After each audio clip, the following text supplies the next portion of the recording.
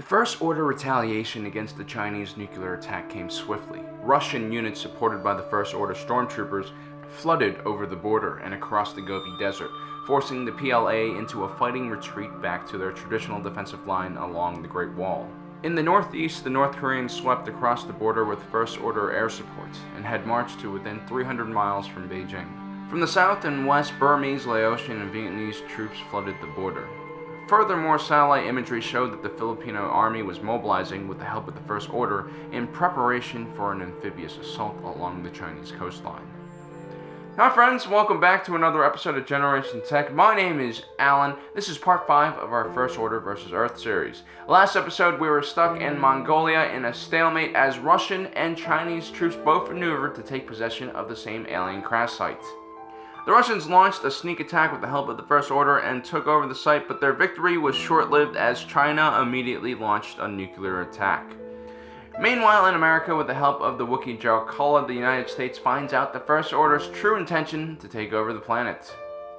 General Hux looked at the hologram of Sol 3. Their cover had been blown. But it was too late already. The First Order was deeply entrenched all over the world, and China had just given him a reason to start his takeover of Sol 3. Things worked out almost perfectly. China had very few allies in the region and had done its best to antagonize most of its neighboring countries in the last few decades. And the only nations that were free of First Order control would never come to their defense. Countries like the United States, Japan, India, Taiwan were all historically adversaries of the Chinese, and thanks to the Russians, the First Order now sat on the UN Security Council. Things would be easy, and the countries left would go down one at a time. This was human nature after all. In times of crisis, instead of banding together, the inhabitants of Sol 3 had always watched out for their own interests. Lacking enough amphibious assault vehicles, the Filipino and Indonesian armed forces hitched a ride inside of First Order atmospheric assault landers. But as the invasion force crossed over Taiwanese airspace, they were met with several wings of Taiwanese and Japanese F-16s and anti-aircraft defenses. In Yunnan province, Indian paratroopers arrived to reinforce besieged Chinese forces. And South Korean and US forces crossed the Yellow Sea and strengthened the defenses in Beijing. A third world war had started, but it was unlike anything the historians had predicted. It featured the most unlikeliest of enemies and the most unlikeliest of allies.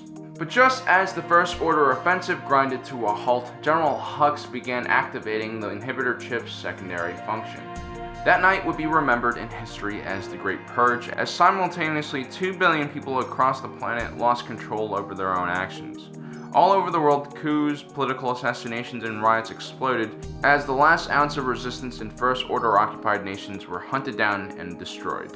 In most cases, the militaries of these countries have been fully integrated in the First Order inhibitor chip program, and were the main actors who carried out the purge.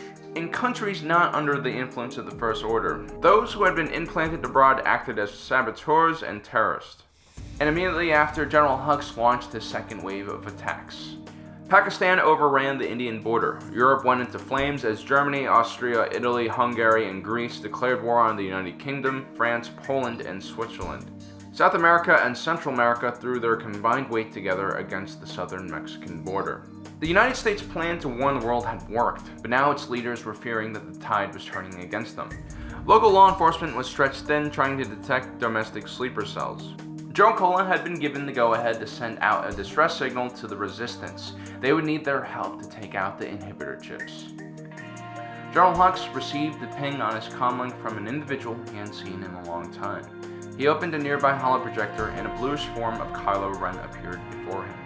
Initially tasked with scouting out the planet, he had gone off the grid, and Supreme Leader Snoke had sent Hux in his place. His strange mask and cape were gone. The young man was dressed in fashionable Sol 3 clothing. It seemed like he had gone native. But what he offered was quite interesting. Kylo had set up a secret underground network of operatives across the entire planet. In the last year, they had been training to carry out a wide range of assassination missions targeting key world leaders. They were motivated and full of hate, and better yet, they didn't have inhibitor chips, so it was impossible to detect them. Hux despised Kylo, but this could be the missing piece he had been looking for all along. the last layer of contingency that would destroy the pesky nations that were still resisting the First Order. But Hux wouldn't lower himself to go visit Kylo in whatever sewer he was hiding in. He would have Kylo come to him and bring his assassins so he can see how effective they truly were. Chewbacca was always known as a hardworking individual, but since the death of his closest friend, he had thrown himself into his work with a new flurry of energy. It was all he could do to keep his mind off the tragic events of Starkiller Base. He was alone in the Resistance comm center working the midnight shift when a call sign he hadn't heard from a long time activated. It was his nephew Joe Culla. He had been MIA after disappearing during a raid on a First Order front company in the unknown region. There was a quick burst of information and the communication cut off. Chewbacca quickly rushed to go wake up the General. She would want to see this. The First Order fleet was small by Galactic Empire standards. Just one Resurgence-class battlecruiser and a pair of upgraded Imperial-class Star Destroyers with a small escort fleet and several wings of fighters. They were spread extremely thin across the world, but they were very effective at bombarding the battlefield and routing enemies. The First Order's take on air support was terrifying.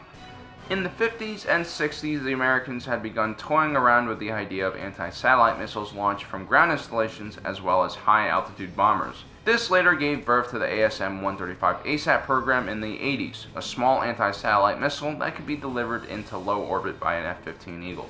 At the end of the Cold War, this project lost its funding, but ever since the aliens had arrived, the United States has revived the project and had begun designing a modern version of the anti-satellite missile. This new two-stage projectile was fitted with a nuclear warhead and could be launched from an assortment of fighters and bombers. Firing a total of 15 missiles, the combined forces of several nuclear weapons were able to overwhelm the Star Destroyer's shields and take their repulsors offline, forcing the giant ship to crash just off the coast of Shanghai. The rest of the First Order fleet quickly withdrew to a higher orbit in order to avoid these anti-satellite missiles. Their turbo lasers were still effective, but were now considerably weakened by the several miles of atmosphere the projectiles now needed to pass through. It was a small victory for humanity, one they sorely needed. Well guys, that's all we got for you today. Don't forget to subscribe and hit that notification button so you don't miss out on the last episode in this series. And a special thanks to all you Patreon supporters out there. I know a lot of people say that humans are selfish, but you guys are living proof that that's not true. Thanks for joining us today. If you're watching this, you are Generation Tech.